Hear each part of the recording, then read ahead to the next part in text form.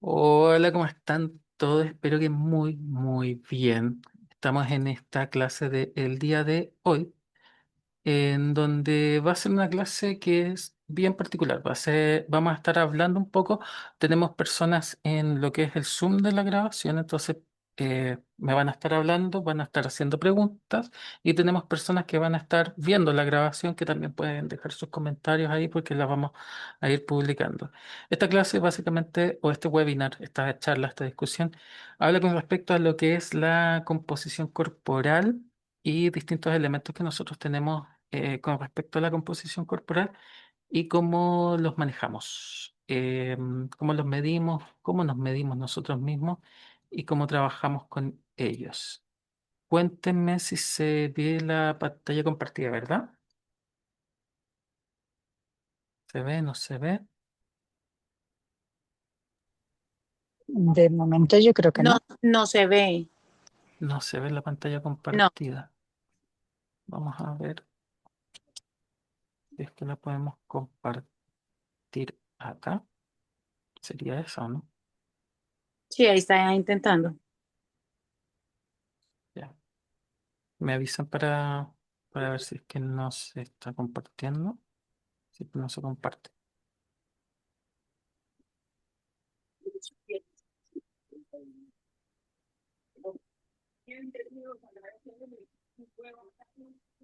Pero ahí se debería de ver, ¿no? Sí, dice que ha iniciado el uso de compartir la pantalla, pero todavía no podemos ver nada. Está como procesando.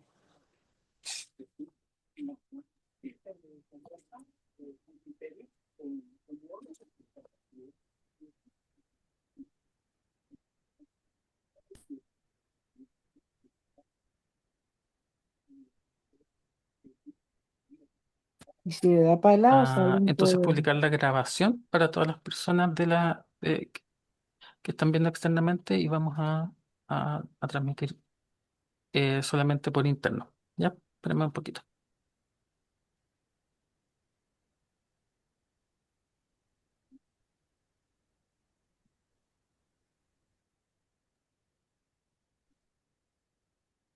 No se me vayan.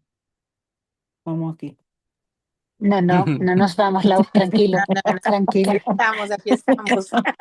Sí, no se me vayan a ir por ningún lado. Ya Ahora sí está, ahora estamos viendo sí. la pantalla. Ya, ya. Ay, por fin, ya. Perfecto. Eh, ahora yo no las veo a ustedes, pero bueno, si ustedes me ven, todo bien. Bueno, muchos de ustedes tienen la ficha, tienen esta ficha que es la evaluación de salud y bienestar. Esta ficha es bien entretenida, pero yo no sé si ustedes la abrieron, la vieron, si la chequearon, de qué se trata, cuáles son los componentes que tiene, eh, o cómo usarla de frentón. Cuéntenme cuál fue su experiencia cuando vieron esto. O si no la abrieron, definitivamente así dijeron, uy, no, no entiendo nada. No sé qué es esto. ¿La compartieron este lunes en la Power Hour? Sí, sí, fue este lunes. Sí, fue este lunes. Yo sinceramente, Lau, lo siento, no la he visto, no me ha dado tiempo. Ya, qué bueno. Perdón que lo diga así tan sinceramente, pero qué bueno que no, Mm, qué bueno que no la ah, abrieron. yo tengo que decirlo. Bueno, Lau, yo No, tampoco, la verdad tampoco. Qué bueno, porque entonces entramos en esta clase sin prejuicios, sin concepciones, eh, sin dudas preestablecidas. Entramos con esta clase en cero y eso nos ayuda mucho a poder aprender para qué es esto. Algunas veces primero viene la clase y después la herramienta. En este caso vino la herramienta primero y después la clase, así que no importa, la vamos a ocupar igual. Esta evaluación de bienestar, imagínense que esto nosotros lo podemos aplicar a nosotros mismos, pero también se lo podemos aplicar a otras personas. Y esto se lo podemos aplicar para hacer este chequeo que nosotros necesitamos habitualmente. En esto aparecen distintos términos, que es el peso. Nosotros sabemos cómo calcular el peso de una persona a través de una báscula, ¿verdad? Súper sencillo. Porcentaje de grasa corporal, kilogramos de masa ósea, porcentaje de agua, kilogramos de masa muscular, complejo físico, IMC, calorías, kilocalorías, edad metabólica y grasa visceral. ¿Hay alguna de ustedes que haya escuchado alguno de estos términos o entienda de qué se tratan estos términos? Yo lo he escuchado, pero tiene que ser con una báscula biométrica. Ya, sí, sí, y no. Sí, tú va con polos y entonces Ah, le coges de las manos, estás descalzo y te lee pues todo esto. Pero porque te lo dice la es báscula, no lo digo yo. claro, pero ¿para qué sirve todo esto? ¿Para qué sirve, por ejemplo, saber los El nivel de kilogramos de masa, hidratación, los kilogramos de masa muscular? bueno, porque muchas veces, a veces estamos delgados, pero es grasa y el Mm. músculo es el que sujeta a los huesos, no la grasa, es lo que te da la firmeza, la Ya, fuerza. sí, sí, en términos generales, sí, sí, tiene que ver con eso. Espérame, ahí está. Bueno.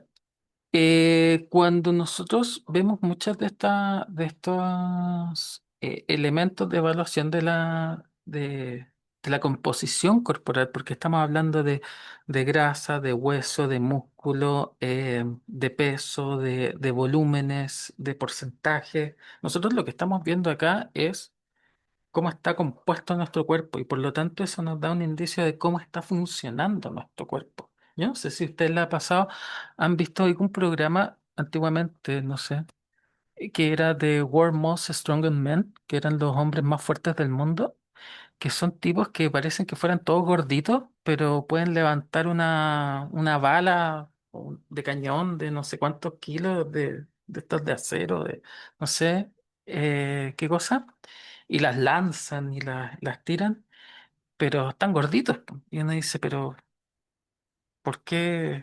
¿Por qué, no sé, mi marido que está ahí, que está también gordito, no es capaz de levantarse él solo? O,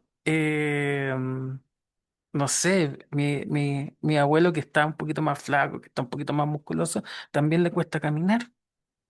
Es por la composición del cuerpo, cómo usamos nuestro cuerpo. Entonces hoy día lo que vamos a ver es para qué sirven estos datos y cómo nosotros los evaluamos y cuál es su importancia.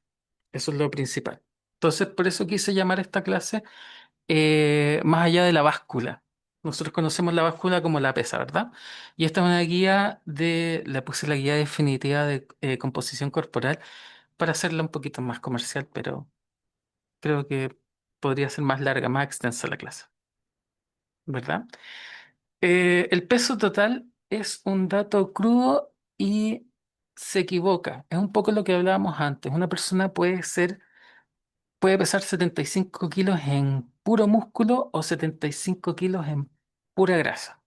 Evidentemente, una persona de 75 kilos de puro músculo se ve distinta a una persona de 75 kilos de pura grasa. ¿Cuál creen que se ve con mayor volumen, según ustedes? Una persona que pesa 75 kilos de músculo o 75 kilos de grasa. Pueden equivocarse, ¿eh? Acuérdense que acá estamos para equivocarnos. Músculo. La persona que se ve con más volumen en general es la persona que tiene más grasa, porque el músculo no ocupa tanto volumen. Recordemos que el músculo eh, pesa más que la grasa, entonces necesitamos menos cantidad de músculo para obtener más peso. La grasa necesitamos un gran volumen de grasa, de hecho la grasa si nosotros la ponemos en el agua flota, ¿verdad? Entonces necesitamos mucha, mucha grasa y por lo tanto vamos a ver a una persona muy voluminosa, eventualmente. Es por eso que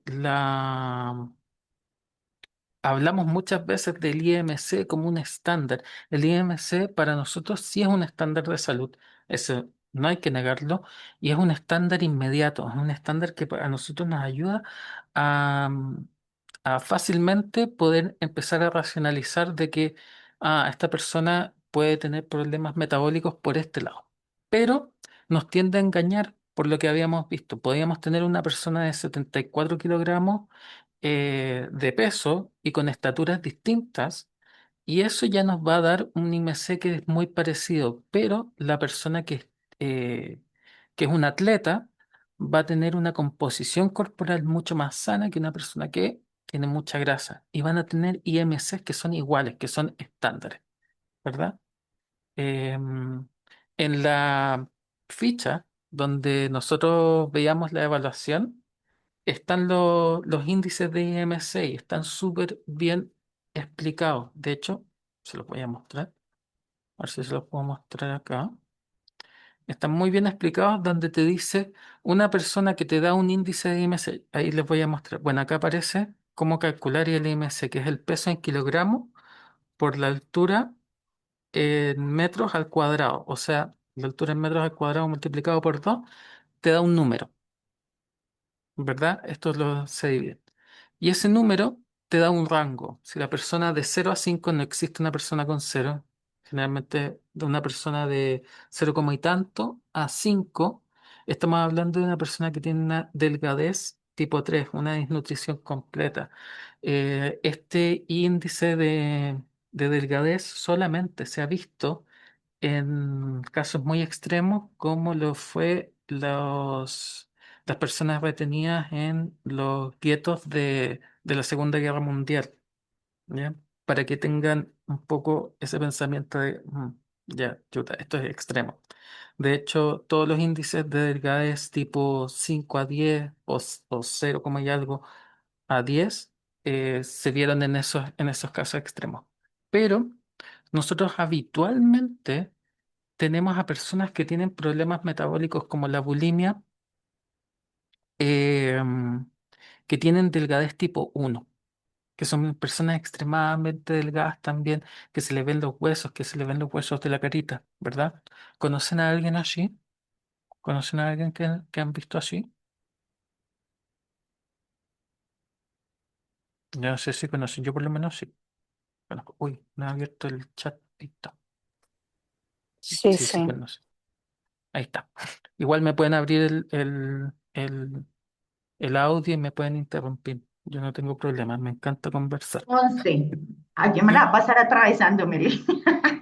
sí, pero hemos conocido, ¿cierto? Que hemos conocido a personas que tienen esta extrema delgadez y que lamentablemente nosotros algunas veces decimos, ¡oye, mira qué sanita que está!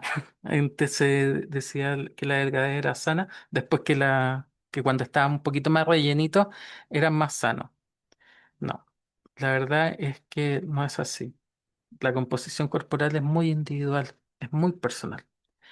Pero este índice nos ayuda un poco a visualizar cuáles son los problemas que podría tener.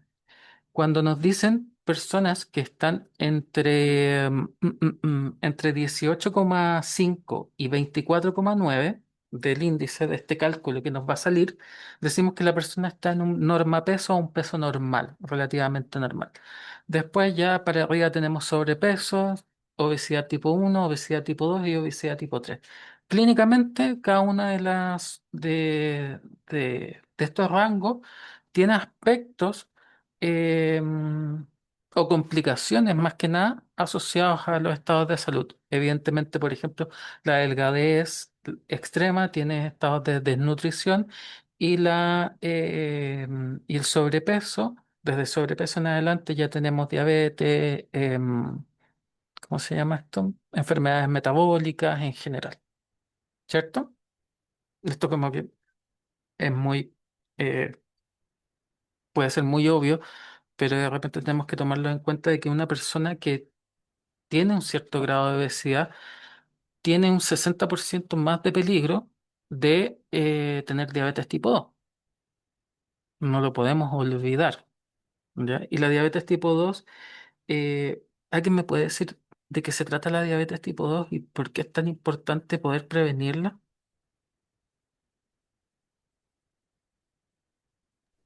¿Alguien sabe? La Oh, tipo 2 ujú, es la que es más silenciosa. No es como la tipo 1 es la que no generas insulina, que es la que te ujú. tienes que inyectar. Y la tipo 2 es la de, pues por el sobrepeso, por mala alimentación, sedentarismo. que te sube los niveles de azúcar en sangre. Yo qué sé. Claro, o sea, no solamente te suben los niveles de azúcar de sangre, sino que también tiene otros problemas metabólicos, porque el azúcar básicamente es uno de los metabolitos principales. Vas a tener problemas neurológicos, vas a tener problemas óseos. ¿Me ayudan un Ma- poco con el audio? Que se me está ma- colando ahí por un audio. mayormente la azúcar tipo 2 es mucho más agresiva Mm, silenciosamente que la, que la uno. Y cuando ajá. ataca ya es porque no hay remedio. La tipo... Hay una controversia en los estudios actuales, te digo actuales desde 2022, en que la tipo 2 sí tiene, si tiene remedio o si tiene un retroceso. Y ese retroceso se ha visto muy asociado con la actividad física y con las actividades diarias de alimentación. Si tiene un La, retroceso. el problema con la tipo 2 es que como es de tema muy sedentario, muchas Ajá. veces cuando se diagnostica o se encuentra la tipo 2 ya hay como unas raíces que se van a temas cardíacos, Ujú. a daños al sistema nervioso, cerebrovascular, incluso llega a tener problemas fuertes de ceguera y afecta mucho los riñones. Entonces, ya cuando se detecta, se puede llegar a tener como un tipo de control, pero ya ha generado efectos y daños en otros órganos. Sí, sí, y en el Exacto. mismo páncreas, el mismo medicamento daña el páncreas.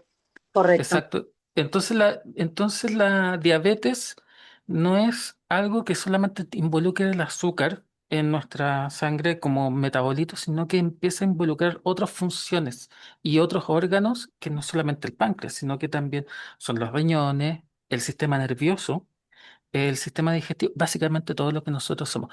Ahí Marco me sopló el IMC, cómo se calcula. El peso en kilogramos y la altura al cuadrado, o sea, la altura multiplicada por 2 y eso lo dividimos, ¿verdad? Gracias, Marco. Entonces, cuando nosotros hablamos de personas que tienen sobrepeso, estamos hablando de personas que tienen un 60% más de adquirir diabetes tipo 2. Entonces esto es peligrosísimo. ¿Ustedes sabían cuánto es el porcentaje de obesidad en Estados Unidos?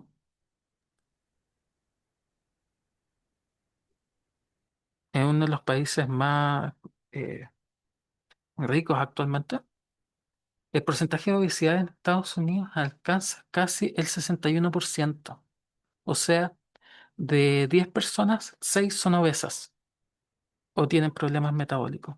¿Ustedes saben cuál es el porcentaje de obesidad en su país? Yo me sé el de Chile.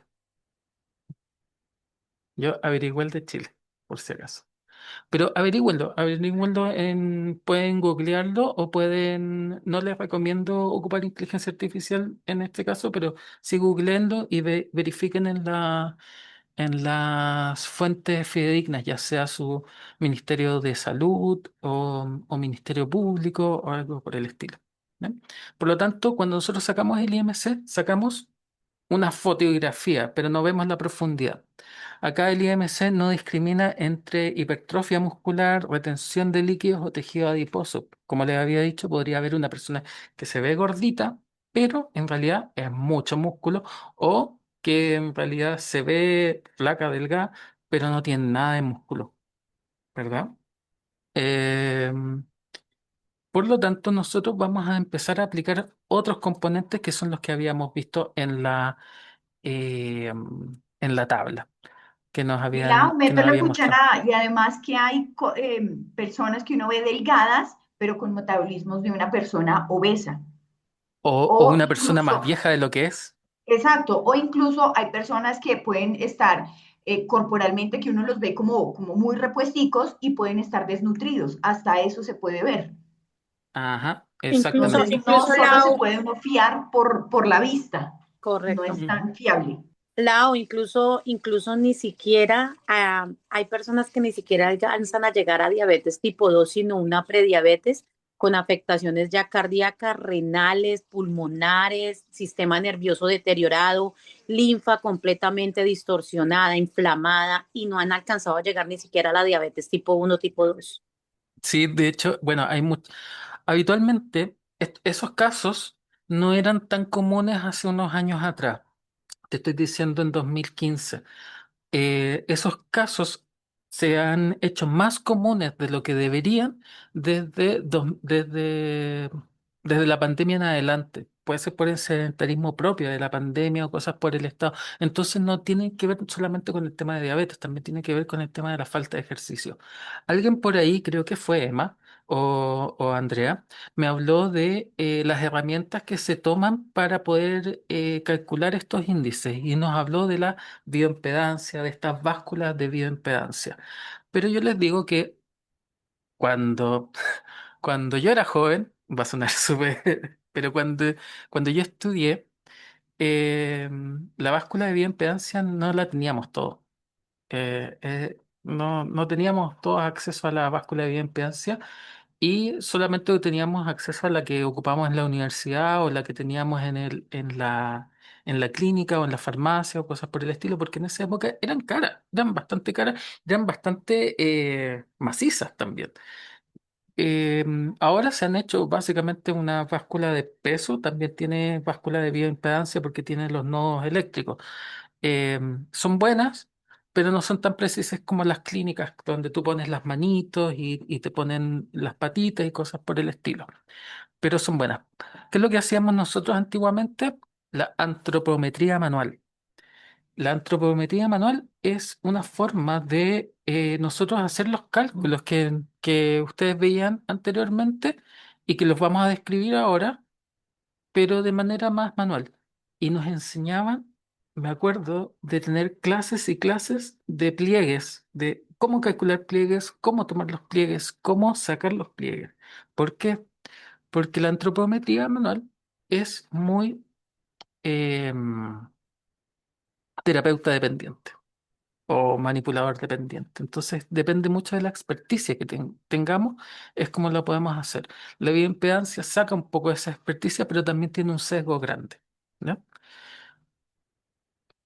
Como para que vean, nosotros hacíamos una comparación de estructuras óseas para saber si la persona tenía una estructura ósea delgada, una estructura ósea media o una estructura ósea ancha. Una de las formas más fáciles que existía es que con nuestras mismas manitos nosotros em, ¿cómo se llama? Rodeábamos la muñeca. Si es que podíamos tocar los dedos, teníamos una estructura ósea delgada. Si es que nosotros no podíamos tocar los dedos o estaban un poquito separados, era una estructura ósea media.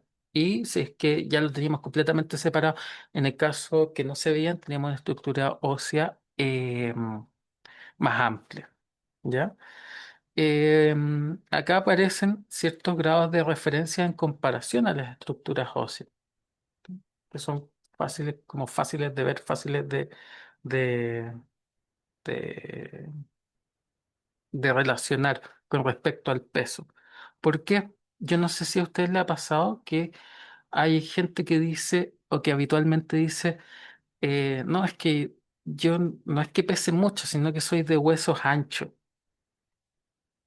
Ya, eso es una mentira. Y lo vamos a ver ahí. Tengo una manito levantada. Lau, Dime. esto que haces de medirse la muñeca, se la tiene que medir la misma persona, porque es con la mano. Exacto, Vale, es exactamente, la misma persona la que lo hace. Ok, gracias. exactamente. Entonces es observacional. Hay algunos aspectos observacionales con respecto a esto que puede ser que la persona tenga una dismetría antropométrica, una asimetría bilateral. Por ejemplo, yo tengo una asimetría bilateral en mis manos. Si yo junto las manos, la parte de abajo con la parte de arriba y voy hacia arriba, tengo una mano notoriamente más larga que la otra. ¿Por qué? Porque toco guitarra desde chico. Entonces la mano donde va el traste tiende a hacer más ejercicio y a estirarse más que la mano donde está el puente.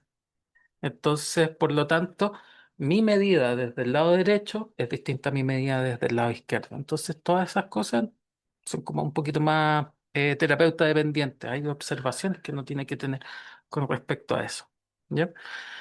Pero la ciencia de la medición de la bioimpedancia, ¿cómo funciona? ¿Ustedes cómo creen que funciona la bioimpedancia? Se los voy a explicar rápidamente.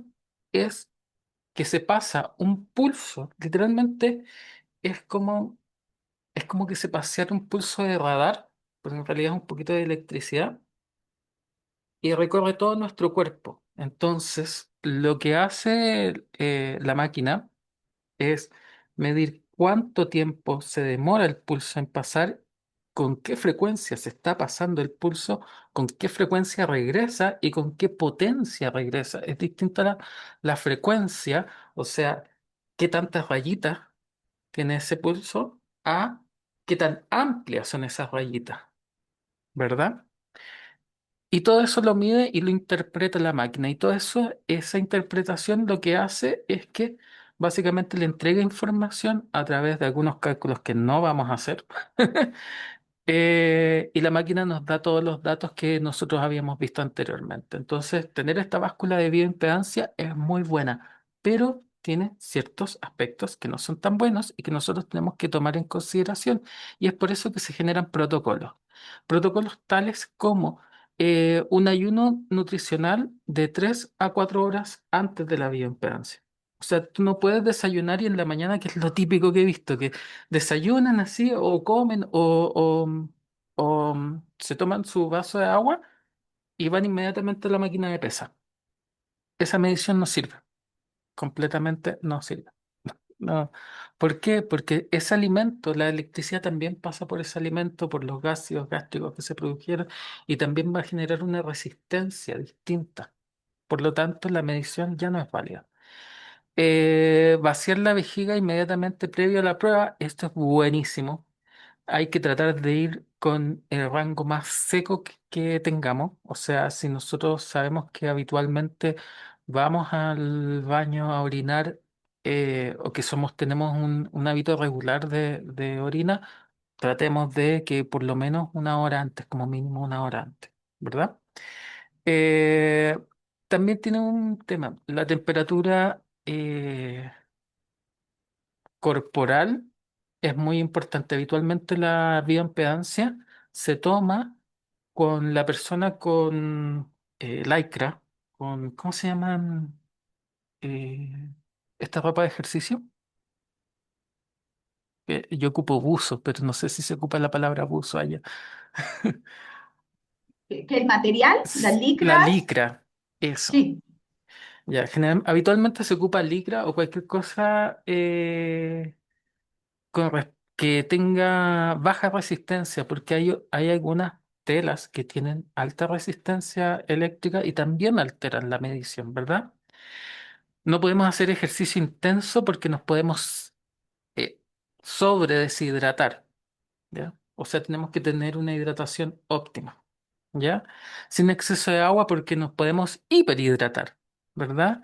Y lo otro es no tener metales, ni joyas, ni nada que produzca resistencia. Son observaciones que nosotros habitualmente las tenemos que tomar en cuenta para poder ocupar esta maquinita de bioimpedancia.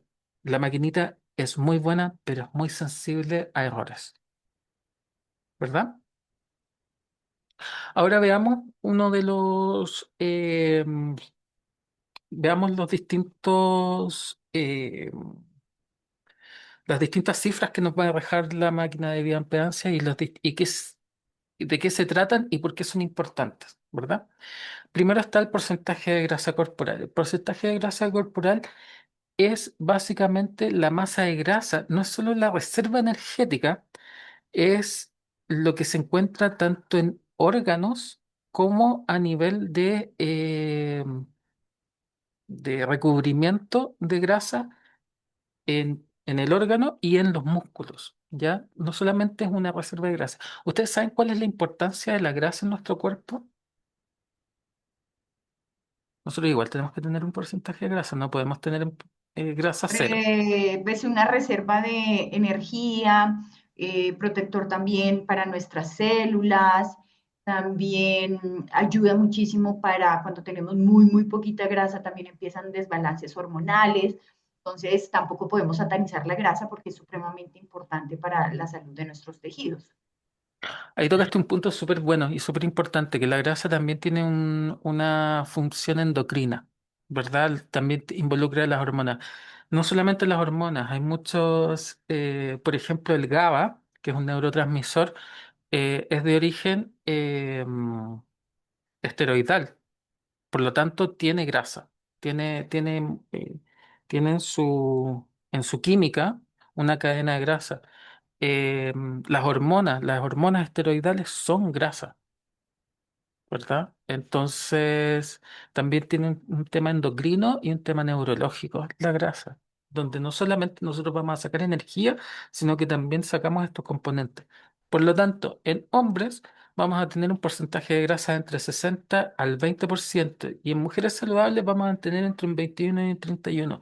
Evidentemente, esta diferencia tan grande entre hombres y mujeres es por el metabolismo distinto y cómo ocupan las mujeres la grasa, porque las mujeres no solamente ocupan la grasa para un tema metabólico, eh, ¿cómo se llama esto? Energético, sino que también lo ocupa para un tema principalmente endocrino y también secretor. Recuerden que los órganos mamarios son grasa, básicamente.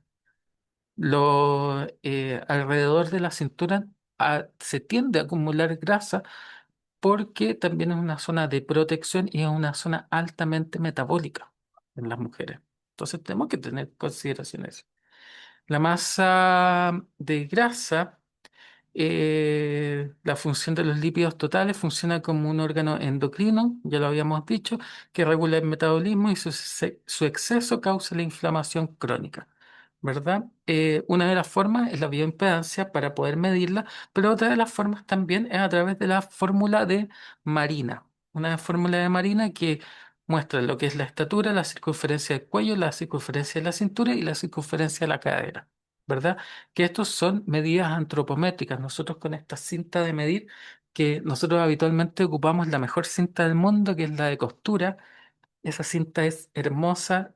Todos los kinesiólogos y todos los fisioterapeutas andaban para todos lados con esa cinta, ¿verdad? Entonces, una de las cosas importantes es que nosotros podamos medir eso. Cuando tenemos porcentajes de riesgo, es cuando tenemos grasas muy, muy bajas. Eh, y estos porcentajes, o muy, muy altas, perdón, y estos porcentajes de riesgo en estas zonas implican que la persona no solamente tenga una falta de energía, sino que muchas de sus funciones fisiológicas se van a ver alteradas. Cuando estamos hablando de hombres que tienen menos de 2%, menos de 5% de grasa corporal, estamos hablando de personas que eh, están en riesgo vital incluso. Cuando hablamos de mujeres que están en menos del 13%, también están en un alto riesgo vital. Personas con obesidad que tienen un 25% más de grasa en hombres y hombres. Hola, ¿cómo estás? Amarilis, ¿puedes abrir tu, tu micrófono? Te presento nomás. Sí. Bienvenida. Bienvenida. Em, Hombres que tienen alto porcentaje de grasa, evidentemente ya sabíamos que también está asociado a la parte inflamatoria y a la parte de diabetes y a todas las disfunciones que habían hablado ustedes perfectamente, ¿verdad? Otro de los componentes que muchas veces se confunde con el porcentaje de grasa tiene que ver con la grasa visceral que solamente medimos a través de la circunferencia cutánea de la cadera. ¿Ya? Esta grasa visceral no solamente está asociada con la diabetes tipo 2, sino que también está asociada a la hipertensión y en hombres en particular está muy, muy asociada a problemas cardiovasculares. Y esto básicamente porque la grasa que no se absorbe a través del metabolismo y que se queda acumulada en esta circunferencia de cadera es transportada a través del sistema aporta. ¿Ustedes han escuchado sobre el sistema aporta o sobre la vena aporta? No sé si han escuchado. No, nunca, Lau. La vena porta es una de las venas más grandes del sistema inferior de nuestro cuerpo y ustedes saben que las venas no, a diferencia de las arterias, no tienen válvulas, entonces las venas son capacitivas, empiezan a acumular mucho material, ya sea sangre, pero también pueden acumular muchas grasas alrededor de ellas y esto hace que haya un retorno menor venoso y esto puede provocar una deficiencia vascular, porque nosotros necesitamos ese retorno para que el circuito esté funcionando de buena manera. Por lo tanto, es muy importante que las personas que tengan una circunferencia notoria de cadera se puedan evaluar, se puedan evaluar. O- ya habíamos dicho que una de las formas de evaluarlo es a través de la bioimpedancia, pero también es medir la cintura entre las últimas costillas, ¿verdad? Nosotros ponemos nuestra wincha, nosotros nos ponemos al ladito o sea, de lado, y vamos a sentir las últimas costillas verdaderas, ¿verdad? Las costillas verdaderas son aquellas que se unen al esternón, porque nosotros tenemos dos costillas falsas y dos costillas flotantes. Las flotantes no se unen al esternón y las falsas como que se unen a la costilla de arriba. Pero las últimas costillas verdaderas, entre la última costilla verdadera y el hueso que sobresale en la cadera, ahí entre medio de esas dos calculamos y ponemos la wincha. Y ese diámetro nos va a dar un número. Ese número eh, tiene compensaciones y tiene valores críticos. El mejor predictor de la diabetes tipo 2 hipertensión. Cuando es un riesgo elevado, es si la cintura supera el 90 centímetros en hombres y 80 centímetros en mujeres. ¿Se acuerdan el 90-60-90? Habitualmente se dice que en mujeres tiene que estar entre un 60 y un 80 centímetros para ser saludable, porque menor a eso también hablamos de raquitismo, ¿ya? O de delgadez extrema. Continuamos. Y tenemos gente que se está agregando. Hay mucha gente que no conozco. Bienvenidos sean todos. Gracias por estar aquí escuchando. Otra de las, otro de los elementos que nosotros vamos a evaluar, ya sea a través de la antropometría o de la bioimpedancia, es la masa muscular. ¿Por qué creen que es importante la masa muscular si es que nosotros nos enfocamos más en el peso? ¿Qué creen que es la función que tiene la masa muscular? Bueno, ahí lo dice un poquito, que es el motor del cuerpo, pero ¿qué es lo que hace en definitiva este motor del cuerpo? Aparte de movernos, de movilizarnos. No sé si se entiende la pregunta, pero, Y es pero fundamental también para proteger los huesos, en el caso de las Mm, mujeres, e indispensable cuando estamos en perimenopausia porque empezamos a perder músculo y si perdemos músculos, cuando nos volvemos aún mucho más propensas y frágiles a caídas, etcétera. También es mm, importantísimo para regular nuestras hormonas como apoyo hormonal también, porque él se convierte como una fábrica también de productor y soporte para nuestras hormonas y a medida que vamos ganando años, ganando experiencia, haciéndonos mayores, esa pérdida de músculo nos hace mucho más frágiles incluso a nivel cognitivo. Por eso es indispensable que haya esa contracción muscular y que exista ese músculo para que se haya ese estímulo de la contracción muscular. Y déjame agregar una cosita más. Esto es perfecto. Todo lo que dijo la Pao es así. Es particularmente así. Pero también tenemos que agregar que la musculatura es una bomba. Es una bomba que ayuda a movilizar no solamente lo que es la circulación del cuerpo, sino que también la linfa. Por ejemplo, una vez un profe me acuerdo que me esguincé fuerte en una clase de, y todo el mundo, evidentemente, lo primero que hizo fue llegar y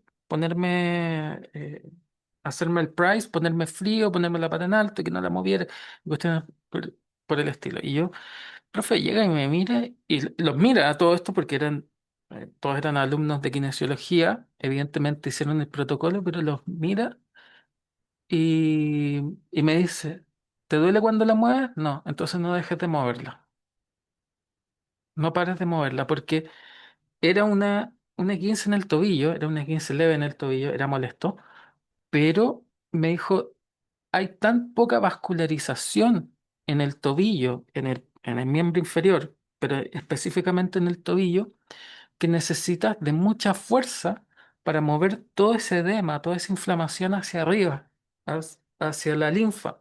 Y la mejor forma de moverlo hacia la linfa es haciendo que tus músculos se empiecen a mover. ¿Por qué? Porque los van a empezar a movilizar todo esto y van a evitar que se quede estancada todo el edema.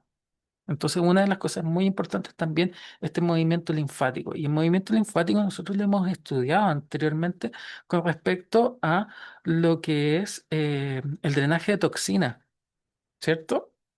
Entonces, cuando nosotros nos movemos muscularmente, también estamos drenando toxinas a través de nuestra linfa, drenando todo lo que es esta, estos elementos tóxicos que son tan habituales y que de hecho Pau tiene una clase, tiene varias clases con respecto al tema que nos denotan y que nos hacen ser más precavidos en que es muy difícil bajar los niveles de toxina a nivel de la vida cotidiana, pero es más fácil poder empezar a adquirir hábitos que nos ayuden a eliminarlos de mejor manera y amortiguar con ciertos productos. ¿Ya? Una de las Te formas meto la más... cuchara antes de que sigas. Ya, ahorita que lo mencioné, si no mencioné, eso es el pequeño detalle, casi nada. Cuando hacen procesos de disminución de carga tóxica conmigo, una de las cosas que yo les digo que es indispensable, fundamental, y así no estén haciendo procesos con aceites ni con nada, es el movimiento. Porque si no hay movimiento, no hay forma tampoco como yo ayude a mi cuerpo a movilizar las toxinas. Y aún más, si estoy en un proceso de detoxificación intencional, sí o sí las pongo a moverse. No una actividad de movimiento muy fuerte, pero sí, ahorita les estoy impulsando mucho a hacer cosas como Tai Chi, a mover esa energía, a mover esa linfa. De verdad, es una disciplina fantástica para ayudar a activar todo nuestro sistema linfático y de excreción. Entonces, importantísimo mover el cuerpito, la disciplina que ustedes quieran. Sí, es súper importante mover el esqueleto. Ahí también Marco nos hablaba de que existen las caídas de los músculos. También los músculos, evidentemente, no solamente tienen una función fisiológica, sino que también tienen una función mecánica de estabilizar el cuerpo. Y cuando se desestabiliza el cuerpo, se nos desestabilizan las articulaciones y empiezan lo que son las compresiones nerviosas, como el nervio ciático. em, para los adultos mayores empieza esa sensación como de inestabilidad, como yo no sé cuando ustedes se han resfriado, sienten que caminan como Bambi recién nacida, así como todo tiritando, porque las articulaciones están inflamadas, entonces están inestables también.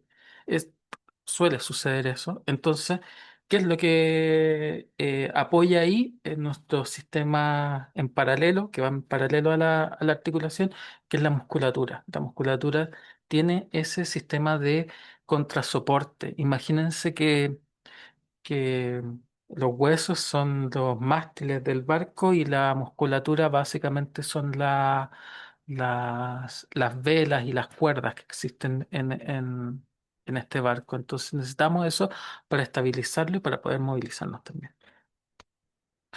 ¿Cómo se mide la masa muscular? Evidentemente con la bioimpedancia es lo más fácil. Recuerden que tenemos que tener estas observaciones más que nada en la parte de la hidratación. Está muy involucrada en que nos arrojen números que sean más verídicos, pero también se puede hacer con el ASMI, que es una fórmula que tiene que ver con la circunferencia de pantorrilla y se ajusta la edad por sexo y por edad, ¿verdad?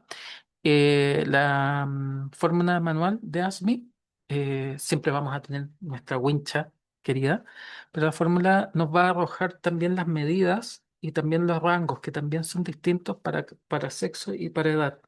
¿Ya? Entonces, es un poquito largo ponerla toda porque no son rangos muy cortos, sino que son rangos bien amplios, pero la pueden buscar y está re buena para hacerlo hoy, hoy mismo, ¿verdad? Después tenemos el metabolismo basal. El metabolismo basal también nos arroja la bioimpedancia, nos arroja el metabolismo basal y mucha gente no sabe qué es, de qué sirve, para qué trata. El metabolismo basal que a diferencia de la tasa metabólica, eh, mm, nos dice directamente cómo está funcionando nuestro cuerpo en un ciclo. Este ciclo tiene que ver con, por ejemplo, si yo empiezo a hacer ejercicio, voy a empezar a tener una ganancia muscular. A mayor cantidad de músculo, voy a tener un mayor metabolismo, o sea que el motor va a ser un poquito más grande y voy a necesitar más gasolina, ¿verdad? Si necesita más gasolina, voy a tener un aumento de la tasa metabólica basal, por lo tanto también voy a tener un mayor gasto cardíaco en reposo. Nuestro corazón va a latir más rápido y más fuerte, ¿verdad? Voy a tener una reducción de nuestra metabólica y por consecuencia voy a seguir teniendo una mayor ganancia de músculo. Entonces, todo este círculo nosotros lo podemos medir. ¿Y dónde lo medimos? En el aumento de la tasa metabólica y el gasto cardíaco. Y eso lo podemos medir a través de bioimpedancia o a través de una fórmula, ahí está, a través de la ecuación de Milfen Sant Jones, que es para precisar cuánto es la tasa metabólica o cómo es la tasa metabólica. Y tiene que ver directamente con un índice que es a través del gasto cardíaco, de la frecuencia cardíaca, se hace el gasto cardíaco total y se sabe cuánto es la tasa metabólica a través de esta ecuación de 3. Es muy sencilla de sacar, pero es importante para saber cómo está funcionando nuestro motor y qué tan sano está funcionando este motor muscular. Entonces es importante también saberlo. Existe algo que habíamos hablado anteriormente que era sobre nuestra edad metabólica, ¿verdad? Pau, tú de hecho creo que lo mencionaste. Eh, ¿Cómo podríamos interpretar la edad metabólica? ¿O qué nos dice en realidad? Si estás por ahí. No sé si está la Pau. ¿Pau? Mm, Debe estar ocupado. Bueno, pero lo que nos indica la edad metabólica básicamente es qué tan eficiente están trabajando nuestras células en nuestro cuerpo. La edad metabólica, si es igual nuestra edad metabólica a nuestra edad biológica o cronológica,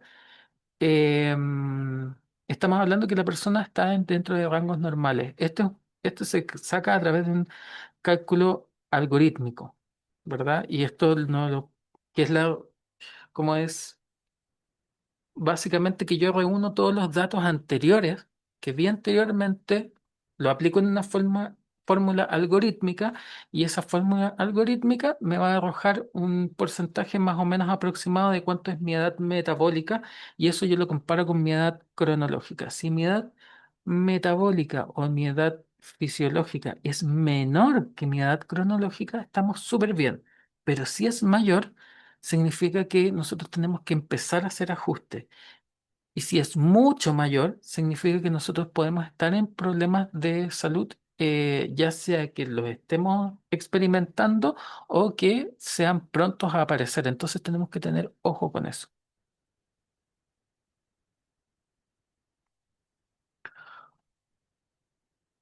Y finalmente llegamos a los porcentajes de agua. ¿Ya?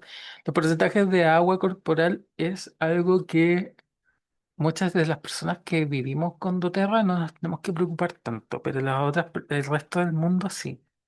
De hecho, hay un estudio no formal, no clínico, básicamente, que ha demostrado que las personas que ocupan aceites esenciales de doTERRA toman entre un 40 y un 55% más de agua. Porque yo no sé ustedes, pero no hay cosa más rica que tomar la agüita de limón en las mañanas o la agüita de Sendocrine. Yo soy fanático del On Guard y el Sendocrine, así de sabor. Me, me- mi, ¿cómo se llama esto? Mi botellita de agua de vidrio siempre tiene uno de esos dos sabores. Me gusta. Y siempre estoy tomando agua porque siempre es rico refrescarse, la siento incluso mucho más refrescante.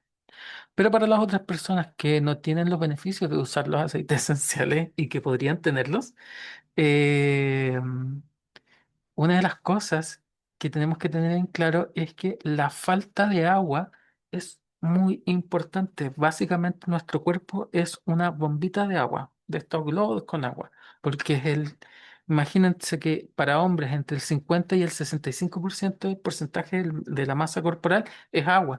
En el caso de las mujeres entre el 45 y el 60. ¿Por qué está esa diferencia tan grande?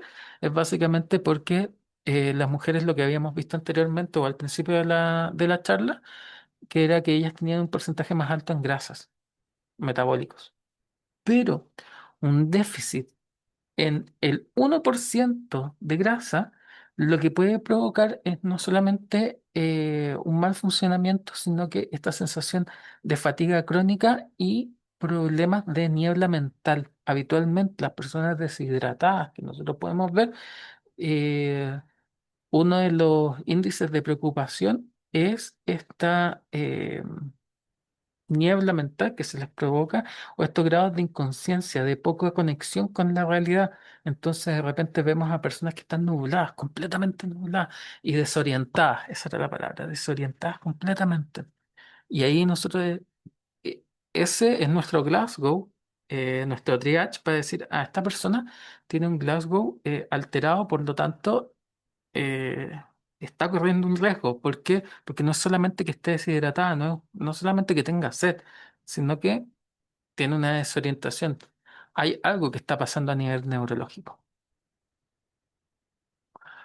Y aquí es la realidad que les decía anteriormente. Hay personas que hablan mucho de esto del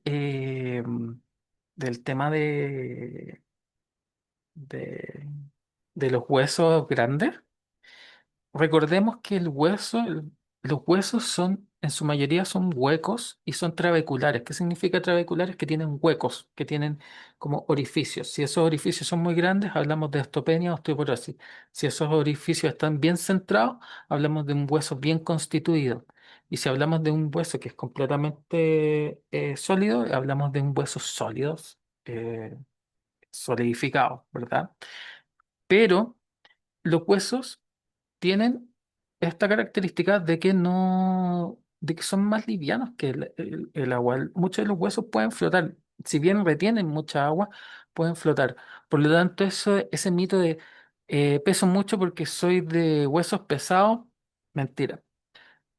Muchas veces pesamos mucho porque tenemos alta retención de líquido. Tenemos que tener ojo con eso. ¿Y cómo medimos esta retención de líquido? Con el porcentaje de agua. Como les decía, en en mis épocas de juventud, cuando yo era chico, no teníamos completamente acceso a a estas básculas de bioimpedancia o comercialmente no eran muy accesibles, porque o eran muy caras o eran muy grandes también. En la actualidad tenemos muchas básculas de bioimpedancia dependiendo de dónde están. Si la mayoría está en Colombia, si la mayoría está en Perú, si la mayoría está en Ecuador, en Estados Unidos, incluso en Europa y Chile. Una máquina buena de bioimpedancia nos va a costar entre 20 a $75. Entre 20 y $75 y depende mucho de la marca y de la cantidad no depende tanto de la precisión, sino que porque básicamente todas las máquinas de bioimpedancia están calibradas de la misma manera con las mismas ecuaciones. Depende mucho, no depende tanto de la de precisión, sino que depende mucho del diseño y la marca. ¿Ya? No se guían tanto por eso. Y hay otras máquinas que son un poco más completas, que no solamente te dan el cálculo de la medición, sino que tienen memoria, tienen programas, tienen consejos y ahora que tienen inteligencia artificial, ahora hasta te hablan. Te falta poco para que te hagan el desayuno, ojalá. Pero antiguamente nosotros podíamos, o si no tenemos acceso a la máquina de bioimpedancia, nosotros podemos aprender a hacerlo esto a través de la medición de pliegues, ¿verdad? Y la medición de pliegues es como andar en bicicleta. Entre tú más lo hagas, más experto y más exacto te va a salir, ¿verdad? Y se va a aproximar mucho a una máquina de bioimpedancia. De hecho, te van a salir cálculos iguales. Nosotros hacíamos una lucha entre nosotros en ver a quién le salían los cálculos más o menos parecidos a la bioimpedancia. Nos demoramos N porque él era calculadora y wincha en mano, pero lo logramos de tener cálculos muy, muy parecidos. Eh, y además teníamos que, bueno, además teníamos el hecho de que nosotros podíamos no solamente eh, entrenar el concepto propiamente tal de lo que estábamos estudiando, no hay problema. Creo que se queda la Andrea. Sí, así que no hay problema además. Nosotros no solamente teníamos que entrenar el concepto de que estábamos aplicando, sino que también teníamos que entrenar la capacidad de poder observar. Y una de las cosas principales que nosotros observamos eran estos índices manuales de cómo era la composición o la morfología de la persona, si parecía una manzana, si parecía una pera, eh, o incluso si estaba invertida. Imagínense una mujer, por ejemplo, que sea una pera invertida. Estamos hablando de que no tiene grasa en los lugares donde debería de tener grasa, por ejemplo, o que su composición o su morfología no debería estar. Y eso lo íbamos midiendo con nuestras winchas y decíamos, pero aún así tiene, por ejemplo, su diámetro de cintura es proporcional a su diámetro de cadera y su diámetro de muslo es proporcional a su diámetro de tobillo. Entonces, ahí teníamos que ir jugando con eso, porque nos daba una concepción real de cómo estaba formada la persona o cómo estaba constituida. Entonces, también tiene rasgos buenos. Si nosotros lo ponemos en comparación, básicamente la bioimpedancia es muy rápida, no te demoras nada. La antropometría es una mentira, no es muy poco probable que te demores 15 minutos, lo más probable es que te demores unos 45. Los valores, como les decía, una bioimpedancia puede ser desde $20 con esta báscula. En- Cuando hablamos de $5.000, estamos hablando de máquinas complejas, máquinas muy grandes, las cuales te hacen, no solamente te ven los componentes que nosotros vimos ahora, sino que te agregan otros componentes mucho más complejos y que te hacen un perfil bioquímico completo también, ¿verdad? Perdón, no te hacen el perfil bioquímico, sino que te ayudan también a complementar lo que son los perfiles bioquímicos. Perdón. En el caso de la antropometría, nosotros básicamente necesitamos una wincha, una báscula de peso normal y calculadora y cuaderno. Eso es lo único que necesitábamos. Pero, como les decía antes, muy sensible al error de interpretación por el evaluador. Eso hay que tenerlo muy en claro. Es como andar en bicicleta. Entre más tú andas en bicicleta, más aprendes, ¿verdad? Y la bioimpedancia, por otro lado, es altamente sensible a los sesgos de hidratación, ¿verdad? Sí, no hay problema. Ahí les vamos a compartir la la grabación. Quiero dejarles un mensaje para ir terminando, para ir cerrando. El futuro del diagnóstico son ustedes, son las personas que pueden hacer esto, porque cada vez esto se está alejando mucho de lo que es la clínica y cada vez con herramientas, por ejemplo, con las básculas, nosotros las estamos acercando cada vez más a nuestros hogares y estos índices nos dan claridad de cómo funciona nuestro cuerpo y cómo poder sacar mejor provecho a los años que son lo único que sabemos que va a ir avanzando, ¿verdad? Enfocarte en la funcionalidad de tus tejidos, no en el número total de la balanza, es muy importante en cómo funciona en complemento. No importa de que si tú bajas de peso, sino que, de hecho, muchas veces cuando empiezas a hacer ejercicio, empiezas a subir de peso porque el músculo pesa más que la grasa, ¿verdad? Mide tendencias mensuales reales, no fluctuaciones de hidratación diaria.